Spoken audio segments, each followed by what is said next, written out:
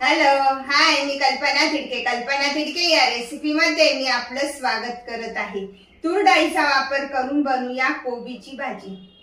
गॅसवर मी पॅन तापत ठेवत आहे आणि त्यामध्ये मी थोडंसं पाणी घेतलेलं आहे आणि आता आपण ही कोबी स्वच्छ पाण्याने धुवून त्यानंतर त्यामध्ये मीठ टाकून थोडीशी गरम करून घेणार आहोत। म्हणजे हे पाणी जास्त उकळू नाही द्यायचंय आपल्याला, फक्त हात बुडेल एवढं कोमट पाणी करून ती कोबी स्वच्छ धुवून घेणार आहोत। तर आता आपण ही कोबी निथळून घेऊया। गॅसवर पॅन तापत ठेवूया।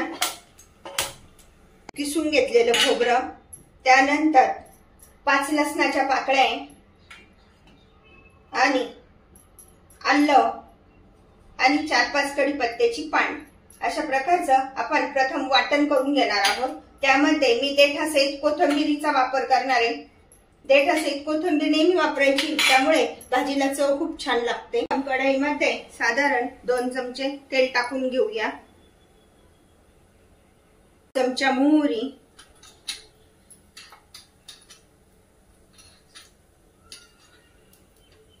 मोहरी छान तडतडते।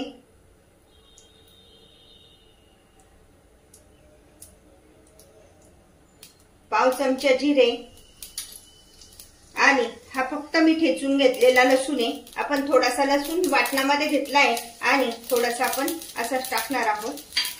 छान मोहरी तडतडली बघा। त्यानंतर कढीपत्त्याची पाने,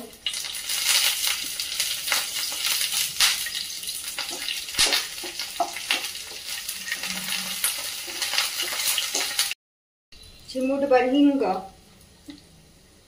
त्यानंतर आपण हे जे वाटण करून घेतले खोबरं, लसूण आणि आलं याचं, तर ते टाकून घेत आहे।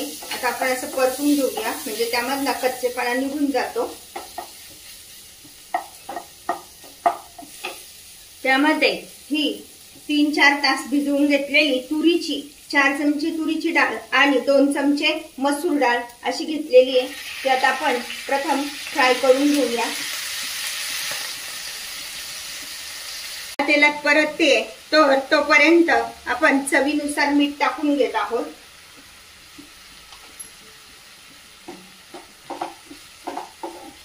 दोन मिनिटं छान परतून घेऊया।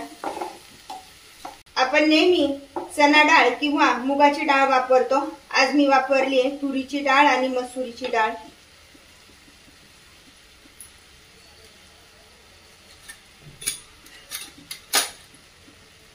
त्यामध्ये टाकून घेत आहे पाव चमचा हळद, अर्धा चमचा धने पावडर, अर्धा चमचा लाल तिखट आणि 1 चमचा गरम मसाला। आज आपण हा गरम मसाला वापरूनच भाजी बनवणार आहोत, त्यासाठी मी साधारण 1 ते 1.25 चमचा गरम मसाला टाकलाय आणि आता आपण चांगला परतून घेऊया।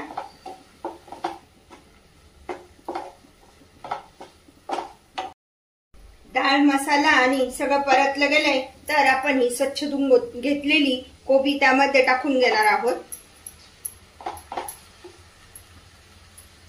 आणि आता आपण हलवून घेऊया।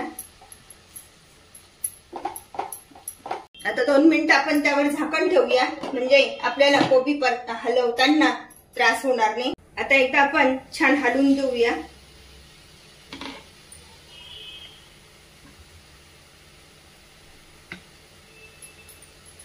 अशा पद्धतीने जरा नरम झाल्यानंतर कोबीची भाजी छान अशी परतवता येते आणि हलवता पण येते।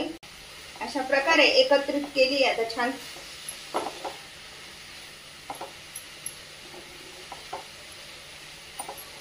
आणि आता आपण 2-3 मिनिटं छान अशी शिजू देऊया। गॅस मध्यम ठेवायचा, जास्त जोरात नाही। 3 मिनिटं झाले जवळजवळ आपली भाजी शिजतीये। आता बघूया भाजी शिजली आहे की नाही ते। एकदा छान हलवून द्यायची। कोबीची भाजी तशी झटकीपट बनते। त्यामध्ये मी आता थोडीशी साखर टाकून घेत आहे। साधारण अर्धा चमचा साखर टाकायची कोबीची भाजी होत आल्यावर, त्यामुळे भाजीला चव खूप छान लागते। प्रकारे तुरीची डाळीचा वापर करून वाफेवर शिजवलेली ती कोबीची भाजी खाण्यासाठी तयार। आता आपण त्यामध्ये थोडीशी कोथिंबीर टाकून घेणार आहोत।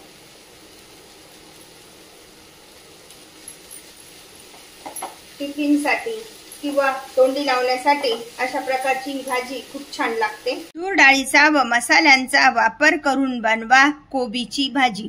अशा प्रकारची भाजी तुम्ही पण बनवा आणि मला मात्र कळवा कशी झाली आहे ते। लाईक आणि सबस्क्राईब करायला विसरू नका।